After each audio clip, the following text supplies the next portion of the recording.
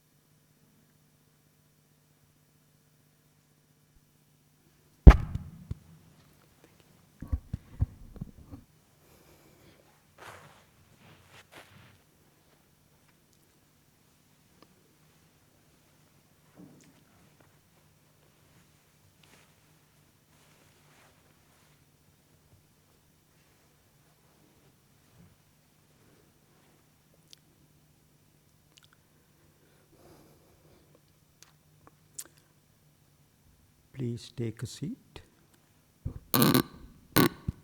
and sit comfortably. This will be about 30 minutes of guided meditation. And just before, is there anyone who is new to Dhammaloka meditation? Good. Okay, one person, okay. Two. Oh, that's great, excellent. And we will start from the very beginning then. So that's great. Please sit comfortably. You could sit on a chair, you could sit on a cushion. Buddha gave 4 postures for meditation: standing, walking, sitting, or lying down. So here we encourage either on the sitting posture, on a chair or a cushion. So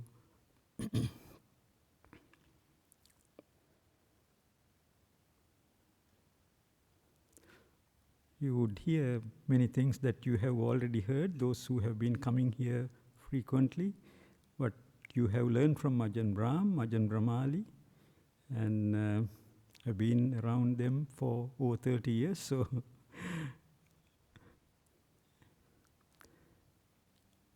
Ajahn Brahm says, You can sit anywhere, but there is a very important posture, part of the posture. Have a smile on your face.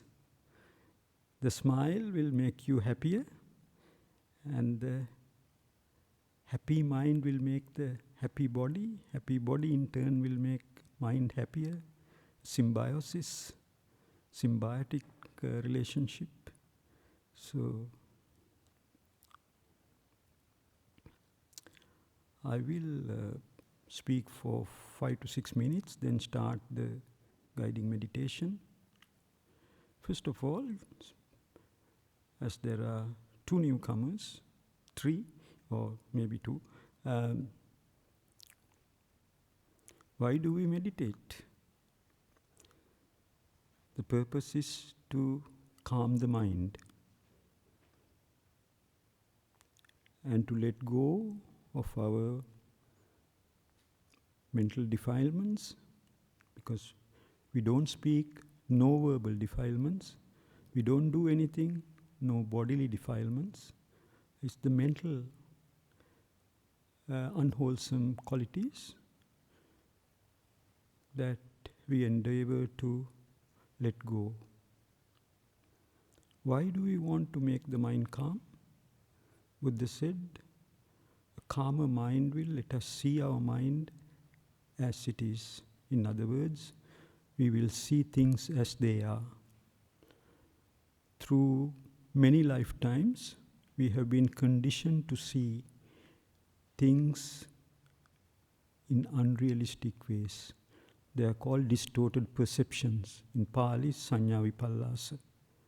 So these sanya vipallasa or distorted perceptions make us go through this life cycle, what the Buddha calls sansara. So our aim, final aim of any Buddhist is to end the life cycle of samsara. We cannot do it until we see things as they really are. So the meditation would finally help us on that path. One of the questions that arise fairly frequently, I do some guided meditation teaching at Curtin University as well through Buddhist Society, comes is why we get an unending cycle of thoughts. In a sutta titled Dveha Vitakka Sutta, 2 kinds of thoughts, Buddha said that whatever that we frequently think will be the slant of our mind. So if we frequently think on sensual pleasures, then our mind will be turning towards that. If we think in terms of renunciant thoughts about loving kindness, harmlessness, that type of things, then our mind will settle on those. With that type of thoughts, it is easier to calm the mind. So, Ajahn Brahm, about 2 years ago, wrote a very nice article into Enlightened Times called Mindfulness. In there, he quoted the sutta that the Buddha said, there are 2 things that determines our spiritual life. The sutta is called Bhikkhu Sutta in Samyutta Nikaya 47, and there the Buddha said 2 things that will drive our spiritual life is the right view and our virtue, ethics. So if there are any problems with meditation, that is where the source is.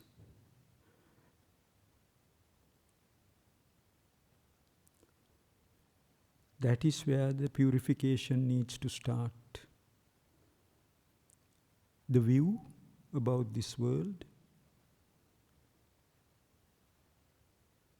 and our own virtues. For lay people like us, keeping the 5 precepts, completely look after that side. Just the 5 precepts. If we keep the 5 precepts, we are purifying our virtue. We are on the path that the Buddha has shown us. So, with those little words, I will start the guided meditation now. So again, most of us are sitting comfortably. If you are not, take a minute, half a minute to adjust your posture. So again, I like to emphasize that there is no right or wrong posture. It is the posture that would agree with your body. And so please, and if you feel your legs tired, buttocks aching, feel free to change very quietly. And this evening I will be following. And also Ajahn Brahmali says, be a passenger on a train. Quite distinct from a passenger on a bus. Because you can't talk to the driver. You are just a passenger. You got to go where it takes you. So, we'll let our mind do the work. We will not order the mind. We will not dictate. We will consider our mind as our friend. We'll be very kind to us. How can we be kind to us? By not wanting to change, by not wanting anything else. So, we will start with the body scan. I normally start from my right foot. I'm already wriggling my toes. Feel the toes, right foot. Gradually feel the back of the foot onto the top of the foot. If there is any spot, any area giving you ache or pain or tiredness, relax them.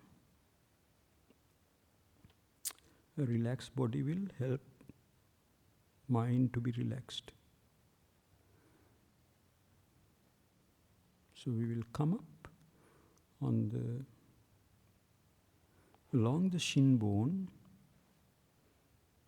along the calf muscle, along the two side muscles, slowly and gradually we will get to the right knee. The knees have been bearing our weights, helping us throughout our life, so we will be kind to every part of our body. We will move on the thigh muscles, around the thighs. Right, we are on the right leg, onto the right buttock. Feel the sensation of the thigh touching the cushion or the chair. We can start on the left. I'm wriggling my toes. It's a habit. And back foot. We don't label anything. We are just aware. Simply this moment, here and now. Just the body. It doesn't belong to me. It's just made up of 4 elements. On the left foot, the ankles going up on the shin bone, calf muscle. This is on the left lower leg.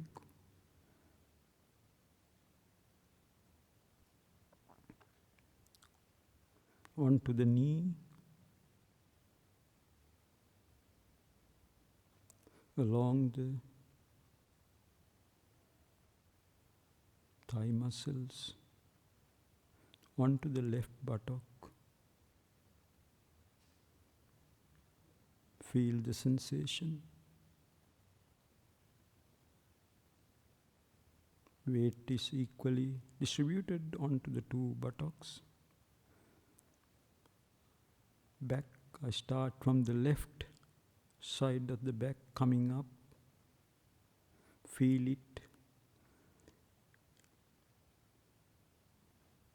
on the right side of the back, along the spinal cord canal. Then feel the whole back.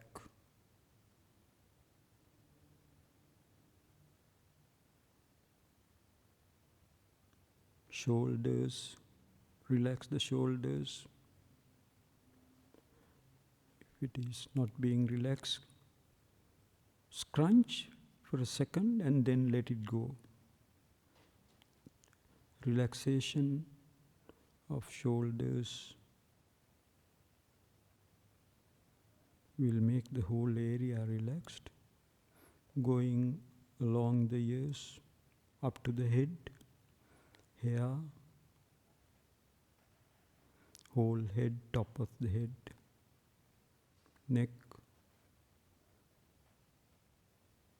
forehead, coming down along the face, eyebrows, the eyes.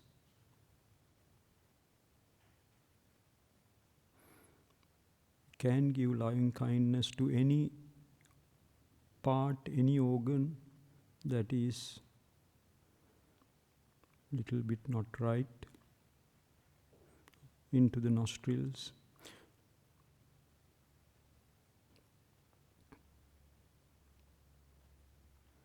Around the mouth. Have a smile on the face. Have a smile.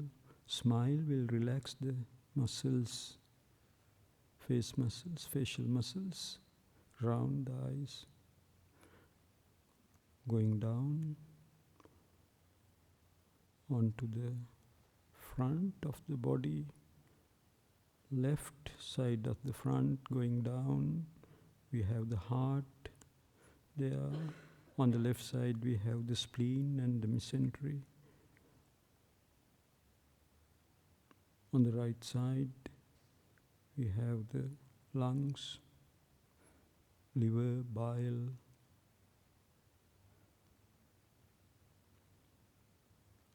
kidneys, urinary tracts, bowels, intestine, contents of the stomach. These are all from the Buddha's teaching, these body parts, Kayagata Sati Sutta. And we come up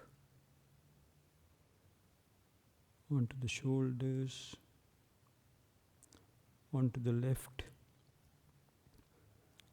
arm, elbows, left elbow, the lower arm, the wrist, palm, back of the palm, fingers, nails, right shoulder, going down, elbow, right lower arm, wrist, right hand, right palm, back of the palm, right fingers, nails.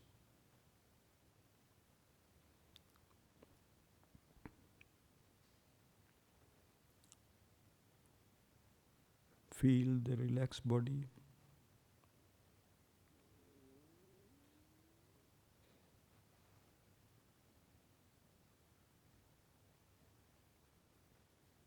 When the body is relaxed,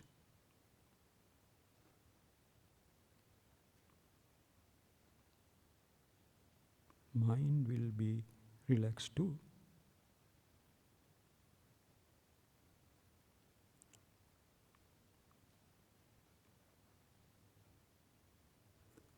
Breath is coming up. Don't go chasing the breath.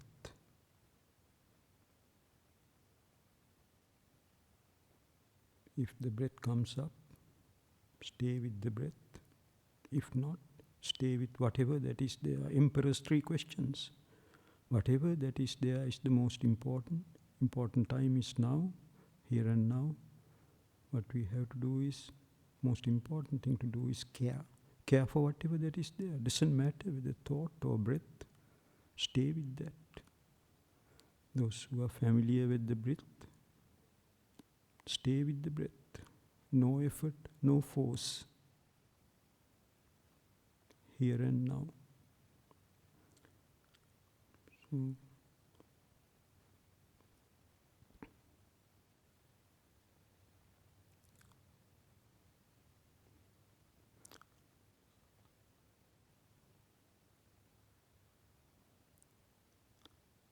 I will stay quiet, silent until the end of the meditation.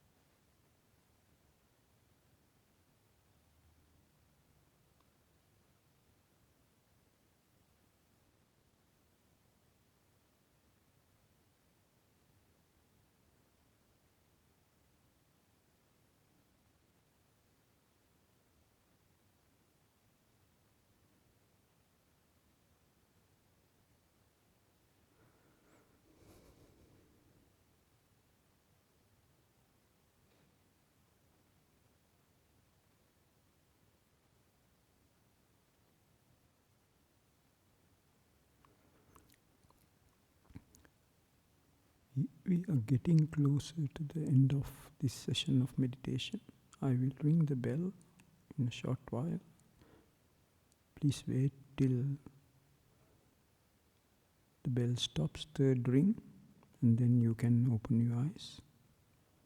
And before that, please take a minute to review your meditation.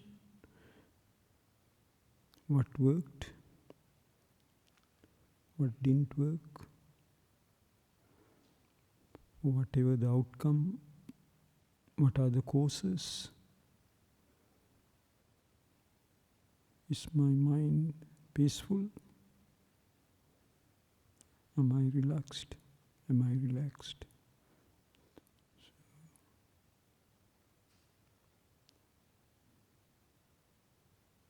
That will be the data for our practice.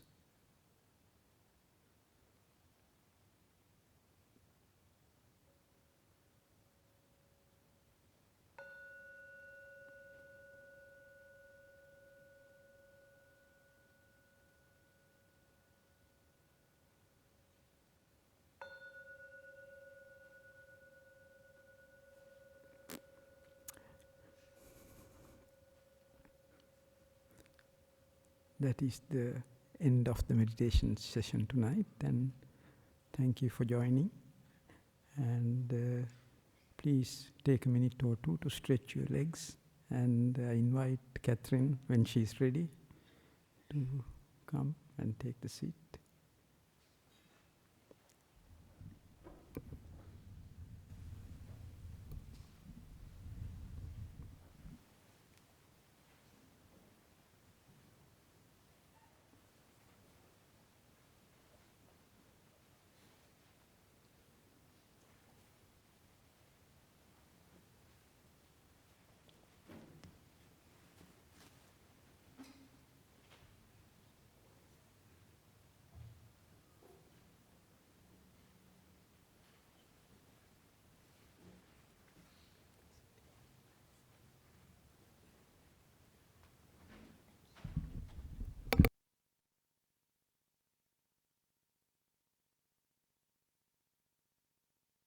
Is it on? Okay.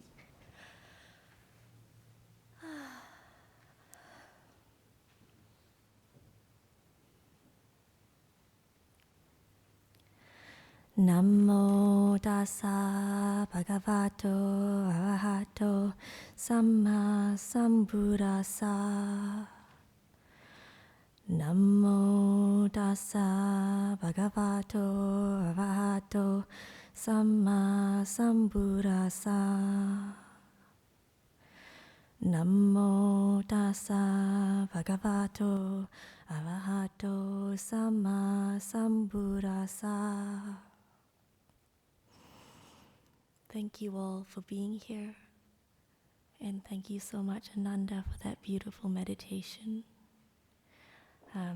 Thank you, Robert, for being here as well. Robert's my partner's father who's come to support me, and I'm very honored to be sitting here with the image of the Buddha behind me. And for those new to this building, I believe it was hand-built by Ajahn Brahm. Was it under the guidance of Ajahn Jagaro and with encouragement of Ajahn Chah? I think he was overseas in Thailand at the time. So there's a very rich heritage to this place and this building. And it's been a long time since I've been back, but it feels like such a warm welcome and a refuge, which I'm very grateful for. So in acknowledging the sense of community and community spirit that lives on to this day from its humble beginnings, I would also like to start my talk with an acknowledgement of country. I think it's the season of Jilba. I'll just look it up. It was, yes, described as a mix of wet days with increasing number of clear, cold nights and pleasant, warmer days. So the University of WA School of Indigenous Studies says that the Jilba season literally translates as the grassy time, when the preceding months of rainfall are reflected in the wealth of vegetation now growing. Also known as the season of conception because of the beautiful flowers that are blooming and the new life that is being born with the different animals. And I think that the weather and the season of changes and the legacy of monks and nuns who come down all the way from the line of the Buddha is a really beautiful image in thinking of transitions, turning points, and the things that stay the same as well as the things that change. So tonight for my talk, I've prepared 3 stories and a poem before question and answer time, and I really hope to have a discussion with everyone because I haven't been to the Buddhist Society very much, so I would really, really like to know more and learn more from all of you as well. Thank you so much. So my first story is to do with a little boy that I've looked after, and I suppose the focus is on how I'm trying to use Buddhist principles and kindness in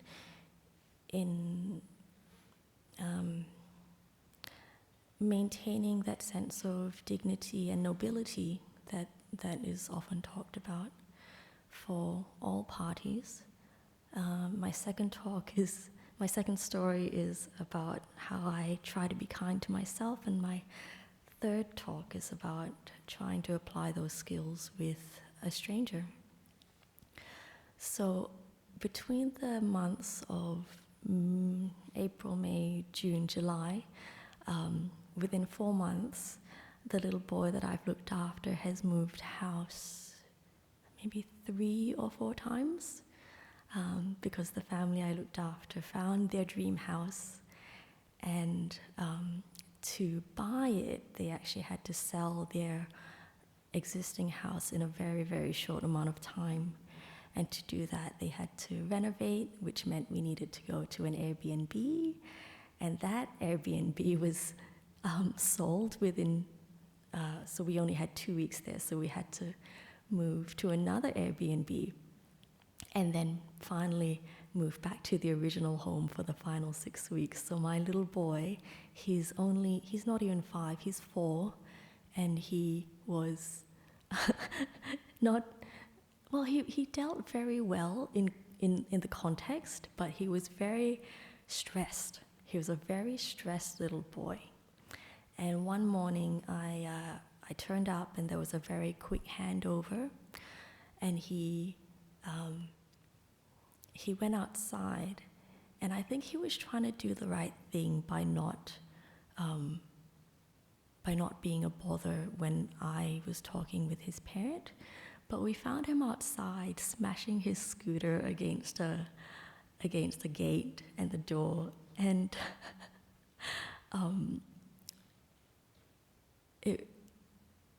I had to tell him not to do that, and he just had a massive meltdown. So I brought him inside and gave him a really big cuddle, and I said,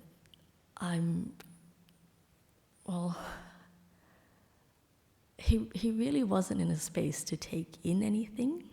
He was just so upset. He was crying and saying all sorts of hurtful things to me, so I just stayed there, because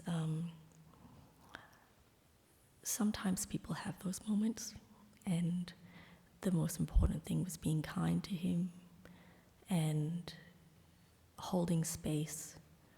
And then once he was calmer, I said, well, I'm here.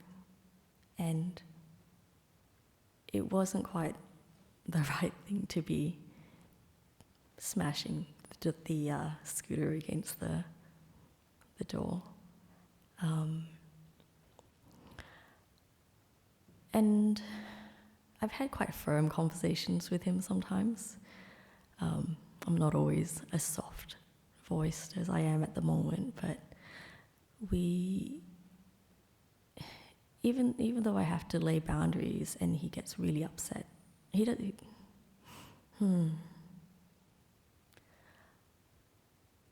it's, well, I suppose what I'm trying to say is, what is the image of the human being that we have in mind, whether we talk to a child or whether we talk to another adult?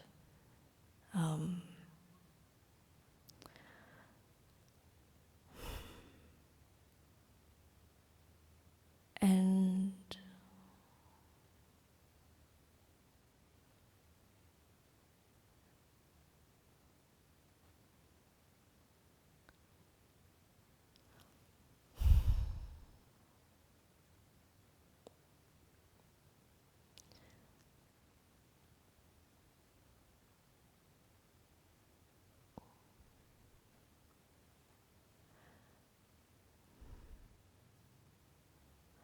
I'm having a think at the moment because I think I went on a trail.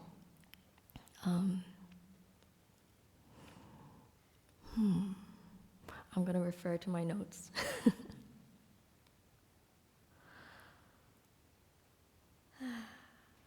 Let's see.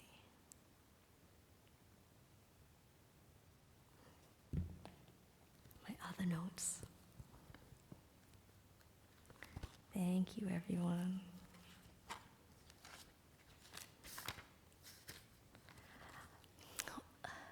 Well, actually, one of the reasons I was telling this story is because when Ariel, our current coordinator, called me, it was on the morning. This incident happened on the morning that she called me, all the way back in April. So we had a really great chat, and it's a little bit far away for me to remember. So these are literally the notes that I wrote on that morning. Oh, that's right. It said, turning points and evolutions, inner nobility and inner dignity and respect. Yes, so I guess for me, it's the element of, in really tricky situations, really difficult, I can see all the different conflicts and all the elements that this boy was struggling with. How do I see the inner Buddha of that little boy?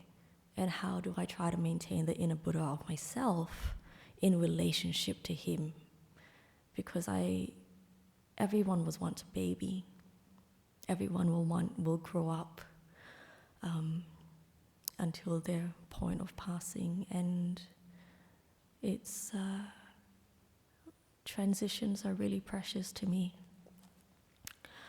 And speaking of transitions, so this is going on to my second story, when Ariel called me, I actually locked myself out of the house. So I was coming back to work from doing the grocery shopping and the school drop-off, and Ariel called me, so I picked up the phone as I was trying to unlock the door, and it was a new house. It was one of the Airbnbs, and I couldn't get the key in, and finally I got a key in. It was great, but it was not the right key, so I actually couldn't turn the key in the doorknob, which was a bit stressful, so I breathed through it. I had a lovely, lovely Ariel on the phone, so I was juggling that and the groceries, and I managed to find my way in, and I figured, okay, I'll just finish the call with Ariel first, and then I'll see if I need to get a locksmith and tell my bosses if that's necessary. And I really, really like being able to breathe, because if I didn't, I would be very, very stressed. And I really liked the talks by Ajahn Brahm about just being kind in the moment and remembering that you just can only do one thing at a time sometimes, and the best you can do is enough. So that was really nice, actually. It was definitely a shock, but managed to stay cheerful despite locking myself out of the new house. And I think that reminds me of the story of the two arrows, where life happens sometimes, and then, you know, the first arrow is the one that's reality, and then there's the second arrow of the mind, where you can choose how to make sense of the experiences that come across your way. And sometimes I can be quite harsh at myself, on myself. It was definitely my fault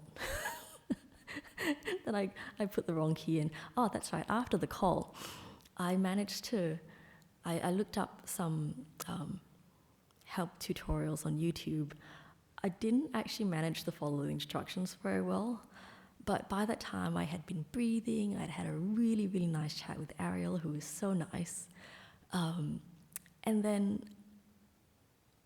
in being calm, I managed to wiggle the key out of the door, which was really great because I didn't need to call a locksmith.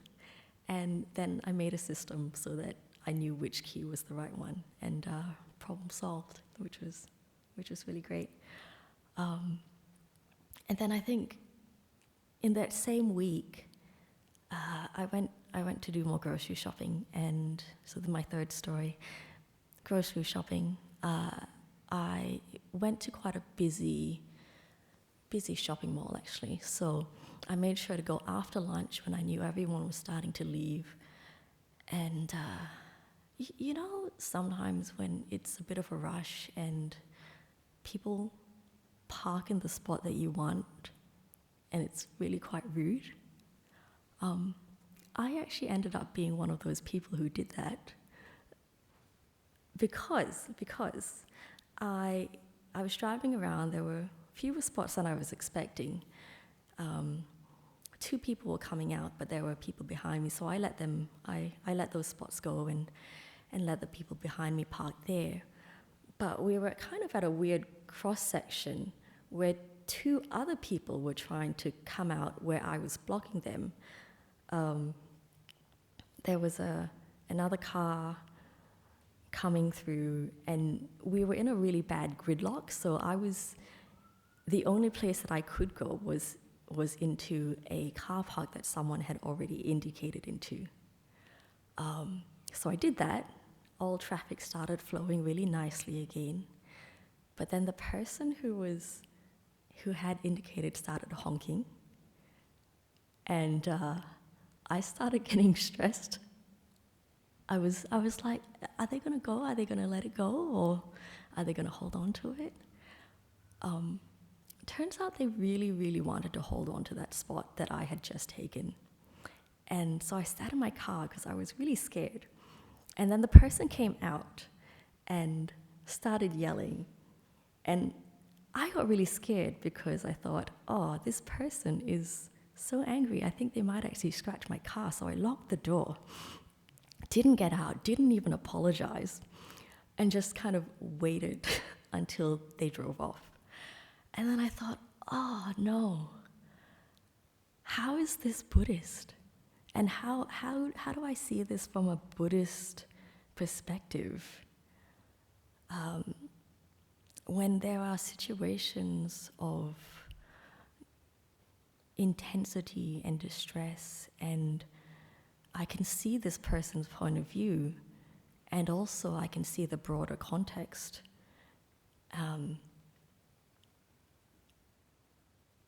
What is the right thing?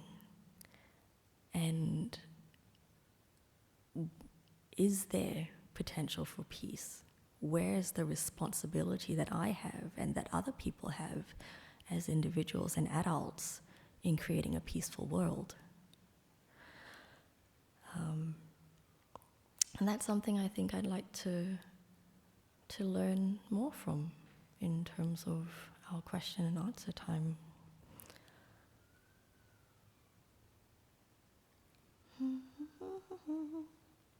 And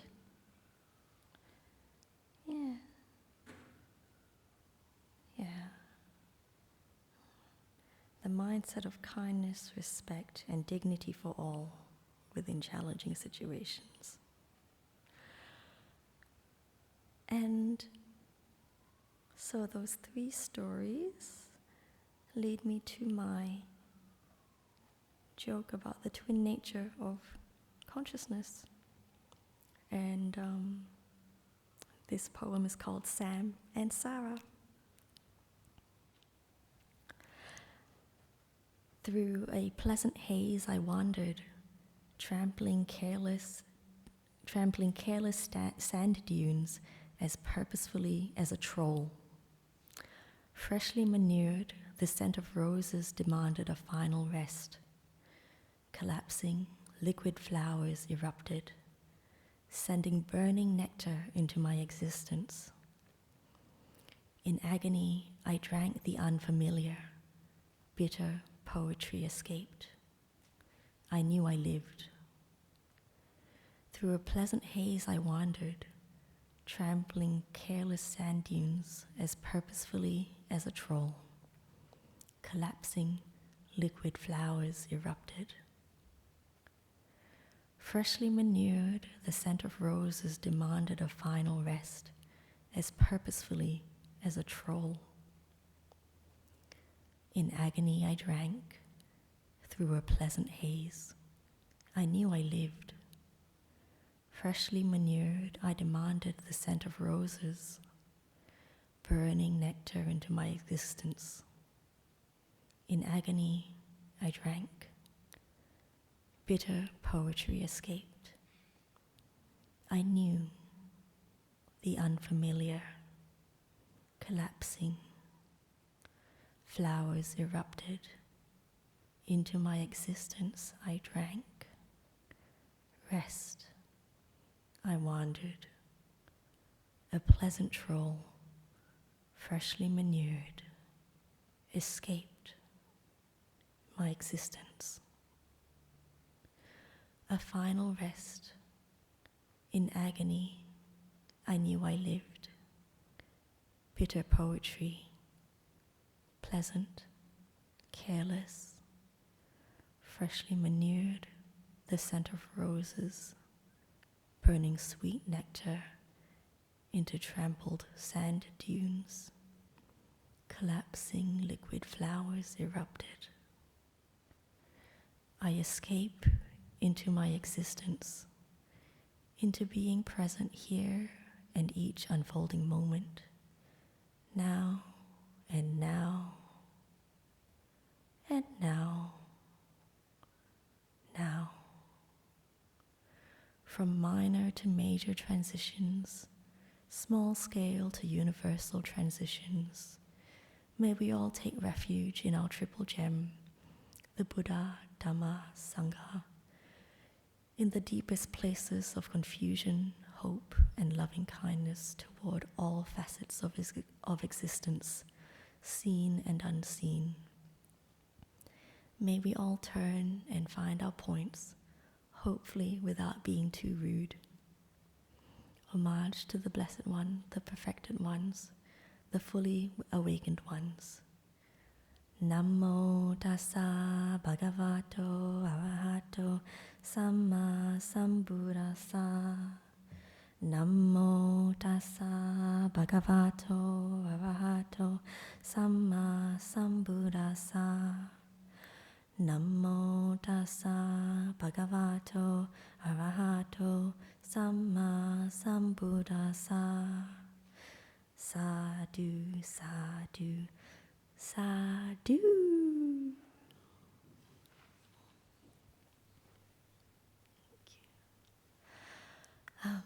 I'd I'd love to hear everyone's thoughts, and Ananda will be helping as well. And Bill. Thank you, Bill.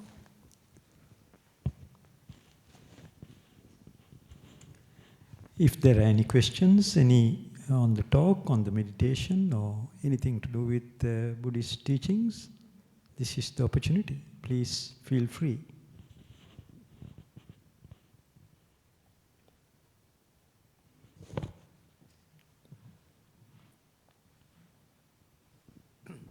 Hello, I'll say something. Yeah, Kathryn? Is that you, Eddie. Uncle Eddie? Hello. Oh, Uncle. Uncle Eddie. Your two stories, okay? Yeah. The first one, the story regarding the child Yeah. was angry.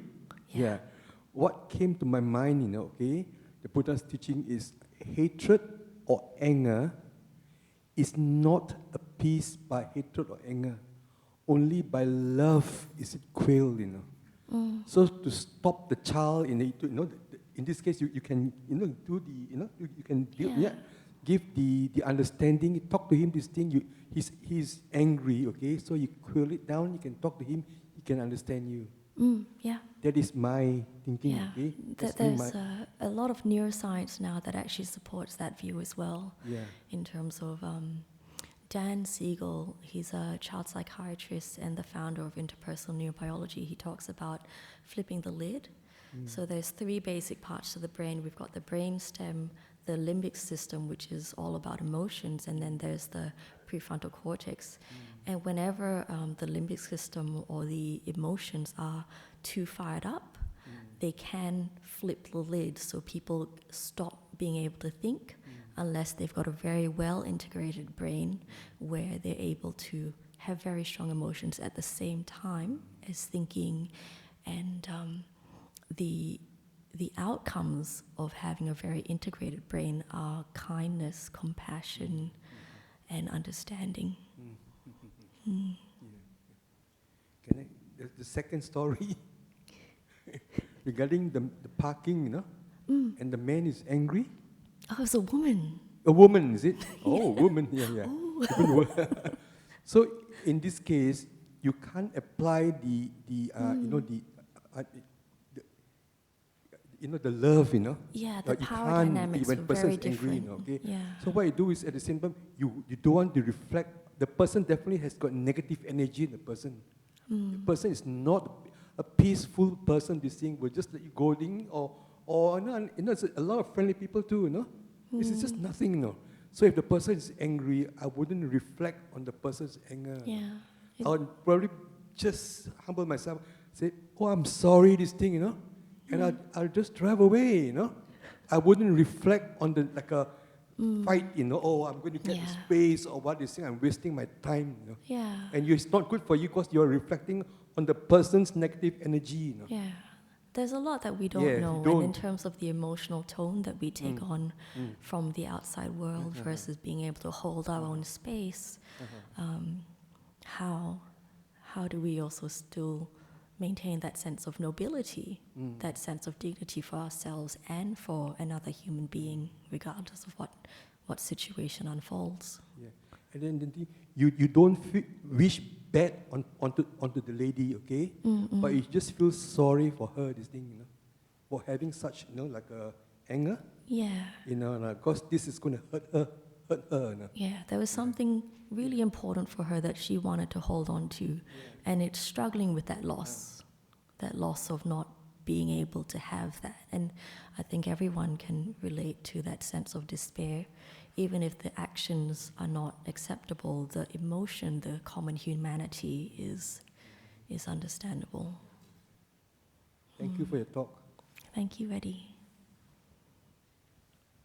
Any other questions?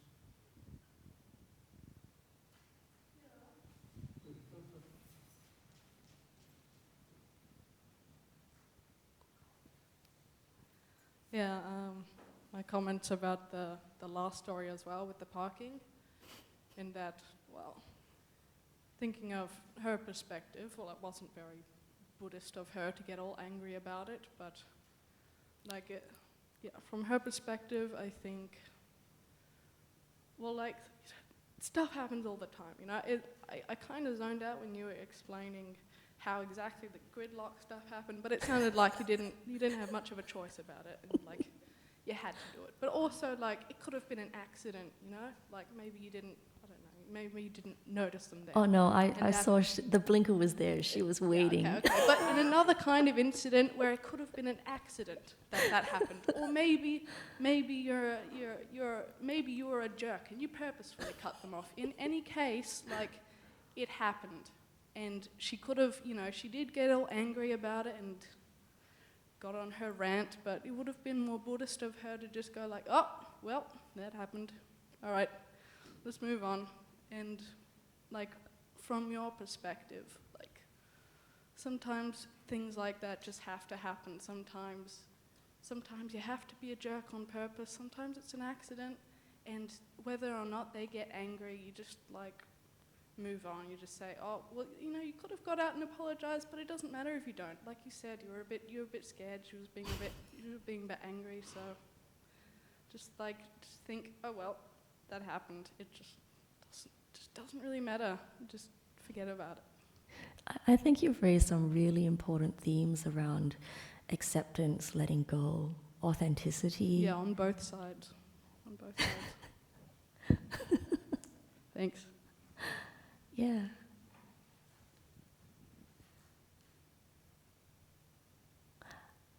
Actually, I just remembered a story. I think Ajahn Brahm was talking about the time where the monks got in a fight. The monks aren't supposed, well, he was saying, there was one of the talks I listened to, and he was saying that, you know, the monks aren't supposed to get angry at each other. Everyone thinks monks are like super chill and perfect, but he was saying, you know, everyone's really human, and the monks were fighting over something or other. They got into arguments, and there was like this tension between two main monks. And I don't really remember the full story, but at mealtime, the fight kind of came to a head, and one of the other monks said something. Ajahn Brahm was put in the position of responding, and everyone had their eyes on him because it was go time. And somehow Ajahn Brahm maintained his dignity at the same time as the other monk's dignity, and because everyone was on the same page around following the Buddha and his example, that level of respect changed the emotional tone of the whole room, because they were able to see it like a third option. So instead of just one or the other being right, there was like a new level of understanding. And I really wish I could remember the story. Does anyone? Yeah, the story was Ajahn Brahm was wiping his bowl with a cloth, and the other monk was complaining. He said, "Oh, you shouldn't have wiped it. That cloth has been used for the something else as well. So you shouldn't be wiping the cloth with that. You should go another cloth." And so Ajahn Brahm just stopped wiping, and he went to where the clean cloths were. He just got a clean cloth and started wiping his bowl with the clean cloth. Was that it? And that was the end. And you know, and everybody was looking on to see what would happen. But Oh, the drama. This is Buddhist drama, everyone. Wow, well, good for him, good for hygiene, and I guess, yeah, it's pick your battles, I guess, pick your battles.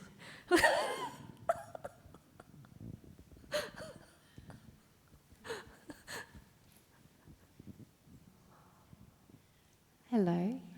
Thank you so much for sharing about the little boy. I really related. I have a son with autism and very high needs, and I'm faced with that every day. And it's beautiful to reinforce, the importance of the Buddhism teachings and my spiritual practice in that, And you're so right, the room changes when we remain calm and just, when it comes from the heart instead of all about control, and the expectations we have, particularly with children or anybody for that matter, So yeah, it really reinforces that, I'm on the right pathway and he's my biggest teacher and it's very moving to hear, so thank you. Thank you for sharing.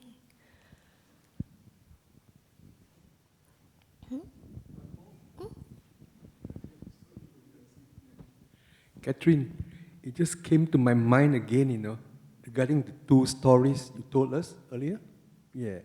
The Buddha was saying, patience, tolerance, and understanding are the highest virtues everyone should practice. When I first said, wow, are the highest patience, tolerance, and understanding are the highest virtues everyone should practice. So we have to practice the problem, patience, tolerance too, and understanding of the person too. Is this, I wonder, wow, why highest virtues? But that's the saying in the Dhammapada. Yeah, I think about the term, was it Kalyana Mitta, the spiritual friendship? Patience, tolerance, and understanding. I think that's the foundation of any friendship. And I think if we can, there's a saying that a hero has no enemies. And I wonder if that's kind of a play on the words of a hero doesn't have the image of an enemy in their own mind, and therefore they can be friends regardless of circumstances. And I'm thinking of, I think Ajahn Brahm was talking about when it comes to war and the Buddhist mindset of not prisoners of war, but when I think it was the Nazis, when they were trialed at the end of the Second World War,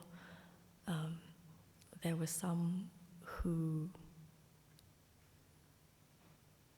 admitted to all of their crimes, and there was, I think Ajahn Brahm was saying something like, the Buddhist way of looking at another human being is to not lock them into one identity. He says some very challenging things for me to hear sometimes, Ajahn Brahm, but it's that idea of if we always look at another human being as another human being, then we do our part to not lock them into almost minimizing their potential and their humanity. And we can give them and ourselves the environment and relationship to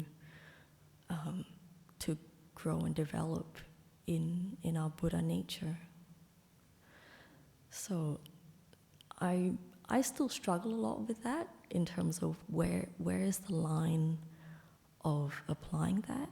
And so when it came to like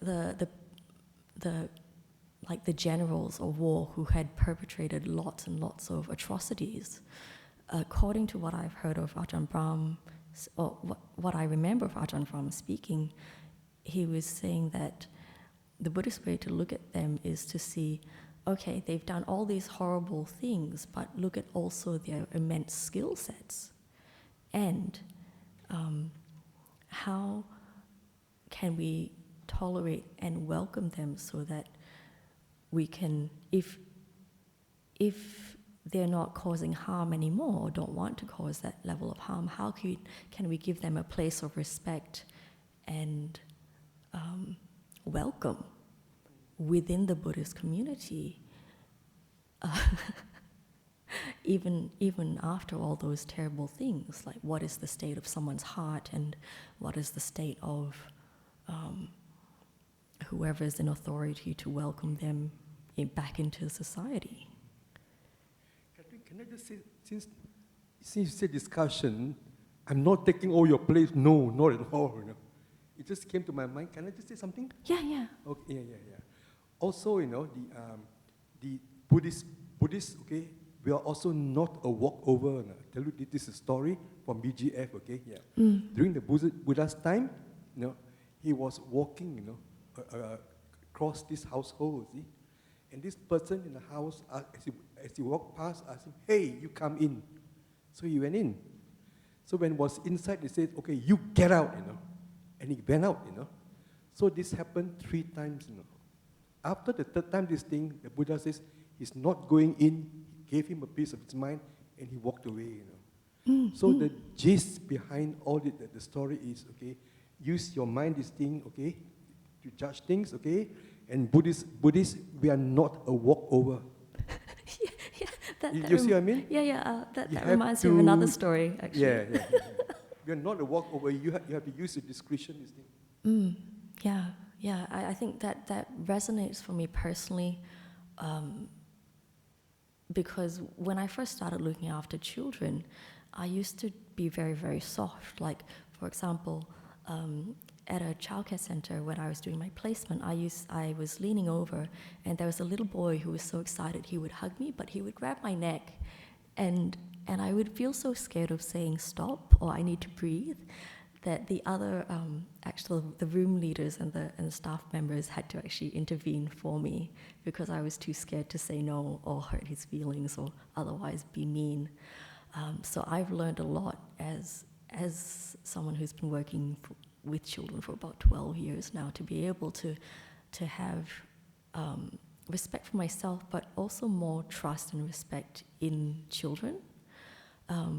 And as you were speaking, I thought of a story by I think it's the story where the Buddha, his monks actually started arguing a lot, so much so because it was like a really tense and negative atmosphere. The Buddha actually walked out on his own monks, and he said, well, if you're not being good monks and your community isn't feeding you because you're not serving them, then you deserve to starve. So sort it out, and then I'll come back later when it's all better. So he was very clear about what he wanted, and he didn't just take care of his monks in that sort of way. He got them to take care of themselves and to develop maturity. And from that maturity, that's the gift that they, I think, are still asked to give back to the community. Their wisdom, the spiritual food.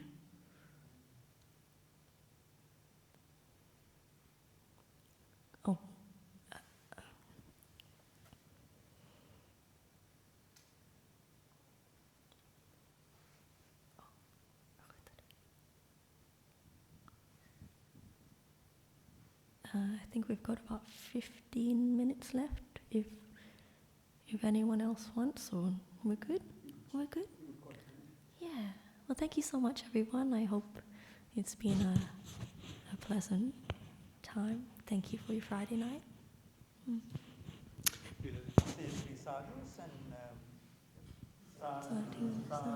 Sadhu. Thank you for coming, Kathryn, and thank you for sharing all those nice stories and putting a Buddhist perspective into your work. And that's great. We look forward to see you next year too. Okay. Thank you. Thank you. Oh, and if anyone wants to speak, I'll just stay up here. Thank you. Pay respect to Buddha, Dhamma, and Sangha.